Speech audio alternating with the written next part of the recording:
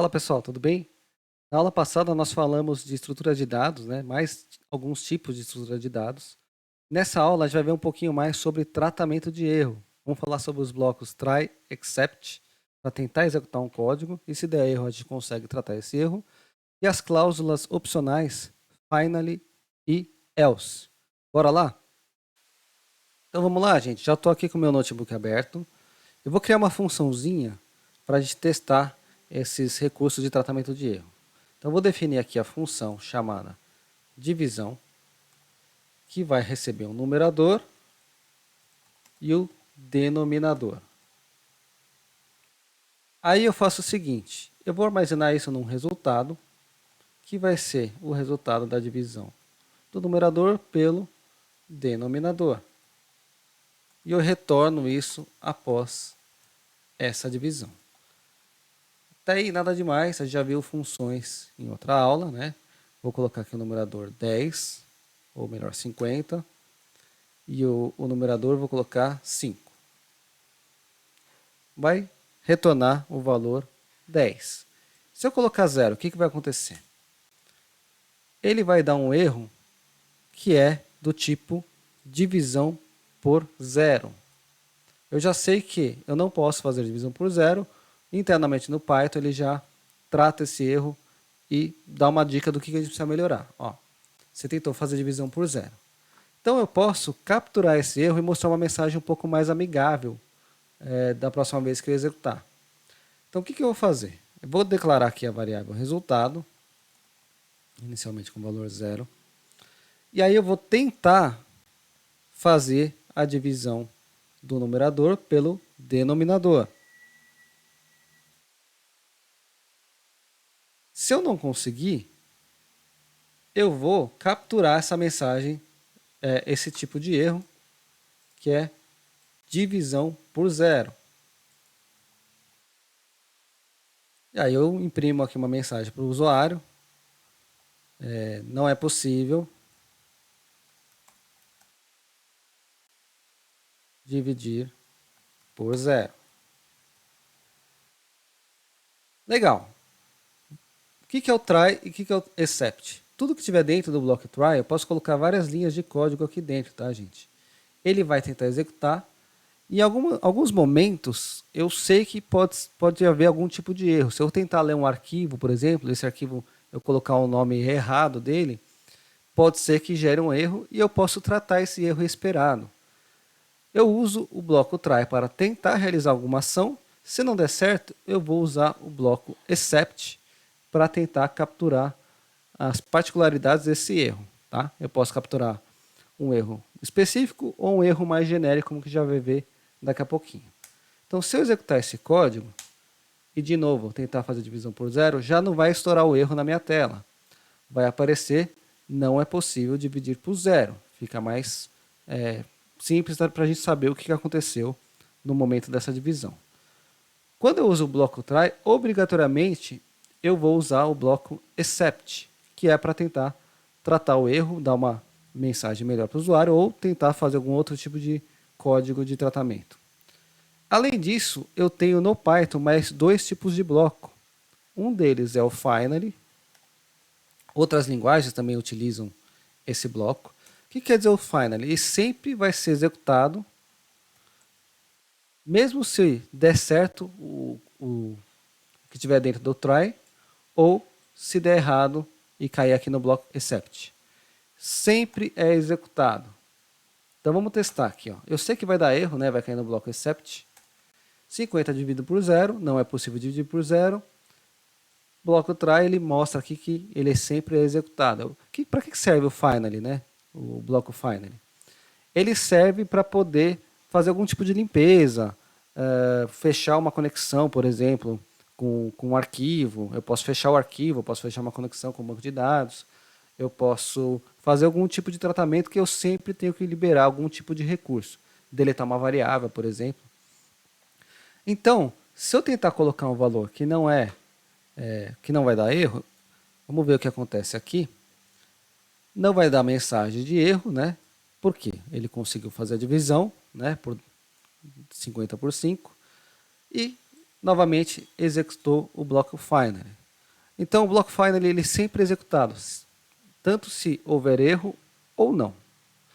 Além disso, o Python ele tem um outro tipo de bloco que é bem interessante, que é o bloco chamado else, dentro do bloco try except. O que é o else aqui dentro do except? Já viu o else dentro do if, né? Que se o if não der certo, ele executa o else. Aqui é o seguinte, dentro da estrutura de tratamento de erro, o try ele só vai ser executado quando der certo o que tiver dentro do bloco try. Vou colocar aqui, bloco try deu certo. Então, vou rodar aqui o código para ele gravar aqui a minha função. Bloco try deu certo, né? O resultado da divisão não for dividido por 0. Conseguiu fazer a divisão, executou o bloco else.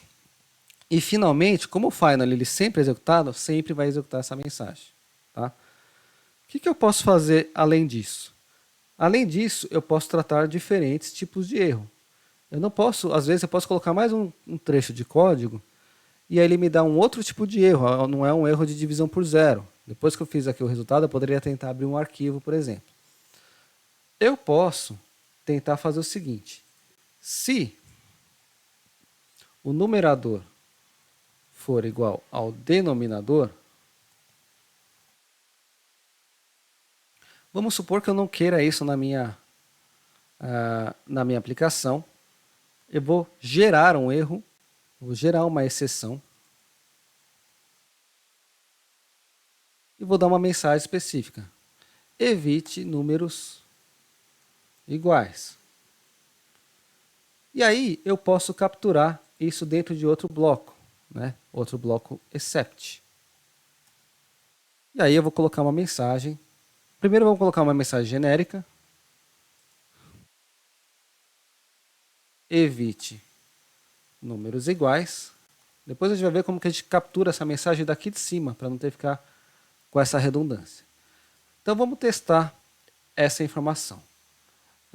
Deixa eu só dar uma indentada aqui nesse cara. Ok. Desculpa, isso aqui. Esse cara está dentro do try, então por isso que ele estava um pouco mais para dentro. Vou executar aqui o código. Vou colocar números iguais aqui. Vou colocar aqui 10 e 10. O que aconteceu? Não vai dar erro na divisão, tanto é que o resultado aqui é 1. Né? Mas, como eu não quero, por alguma regra de negócio minha, que o numerador seja igual ao denominador, eu gerei como se fosse um erro customizado, um erro personalizado, informando para a pessoa evitar números iguais.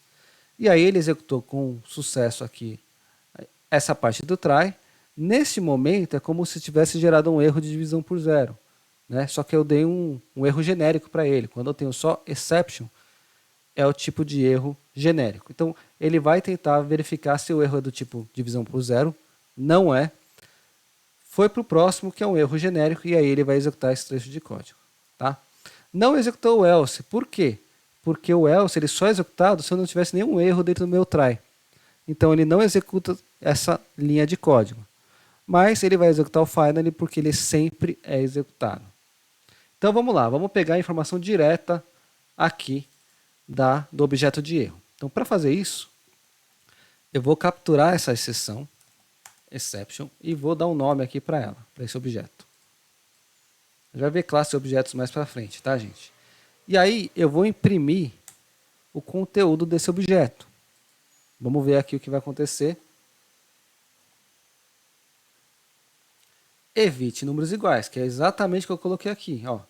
Se eu colocar evite números iguais, 3 pontinhos, e mandar executar de novo, aparece a mensagem que eu coloquei. Então, eu posso pegar já a mensagem que eu configurei lá em cima, lá no meu bloco try, e exibir aqui para o meu usuário. Tá? Então, recapitulando, o bloco try, ele sempre é obrigatório usar com algum bloco except. Pode ser um bloco que eu já sei qual é o tipo de erro que vai acontecer, ou pode ser um except genérico que eu dou aqui eu uso a classe exception, que é a classe mais genérica de exceção de erro, tá? Então nós vimos aqui como que funciona o tratamento de erro no Python, né? Nós usamos aqui o bloco try except. Eu tento executar um código, se der algum erro, alguma exceção, eu trato o erro dentro do bloco except. Opcionalmente, eu posso usar os blocos else para mostrar uma mensagem toda vez que der sucesso na execução do bloco try, ou o bloco finally, que ele sempre vai ser executado. Se eu utilizar o bloco finally, tanto se der erro ou quanto se der sucesso no meu bloco try, eu sempre vou executar o trecho de código dentro do finally. Então, com isso, a gente conclui aqui o que a gente planejou para ver os blocos try except, a cláusula finally e a cláusula else. Valeu, gente. Até a próxima aula.